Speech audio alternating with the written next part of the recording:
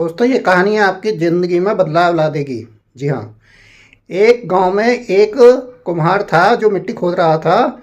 उसमें से उसको एक चमकीला पत्थर मिलता है जिसको वो अपने गधे के गले में टांग देता है। तभी वहाँ से एक गांव का व्यापारी गुजर रहा होता है और वो उससे कहता है पत्थर मुझे दे दो, और उसे 50 रुपये दे देता है और कुम्हार उसको वो पत्थर दे देता है। व्यापारी लाकर उस पत्थर को अपने तराजू में लटका देता है और तभी वहाँ से एक सुनार गुजर रहा था जिसकी निगाह चमकीले पत्थर पे पड़ती है और वो व्यापारी के पास आता है, कहता है ये मुझे बेच दो।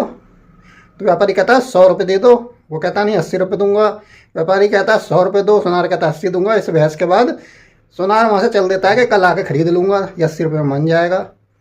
उसके जाने के बाद एक बहुत बड़ा बाहर का सुनार वहाँ से गुजर रहा होता है। उसकी निगाह जब चमकीले पत्थर पर पड़ती है तो कहता है इतना कीमती हीरा ये तो लाखों का होगा। वो अंदर जाता है और व्यापारी से कहता है ये मुझे बेच दो, और वो 100 रुपये उसे देता है और लेके चला जाता है। अगले दिन वो सुनार जो 80 रुपये के लिए लड़ रहा था आता है, कहता है लाओ वो पत्थर मुझे दो। वो कह रहा वो तो मैंने बेच दिया 100 रुपये का। तो सुनार अपना माथा पकड़ के बैठ जाता है, कहता है अरे वो तो एक हीरा था और लाखों की इसकी वैल्यू, तो तुम कितने पागल हो, तुमने 100 रुपये में बेच दिया। उसने कहा मुझसे ज़्यादा पागल तो तुम हो, क्योंकि तुम सिर्फ 20 रुपये के लिए मुझसे झगड़ते रहे और कोई और उसे ले गया। यानी मॉरल ऑफ द स्टोरी, समय का सही उपयोग करने पर ही हमें सफलता मिलती है। ऐसे ही मौके पे चौका लगाना कहते हैं।